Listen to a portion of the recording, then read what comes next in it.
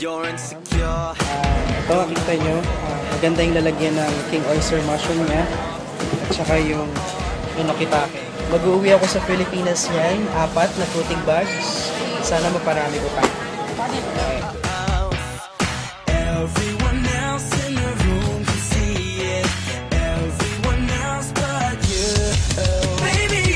Dito ko ngayon sa Lumpini Park. Ayan, dami nabili parang mga kalapati. Ito, pinapakain sila. Tsaka yung mga isla.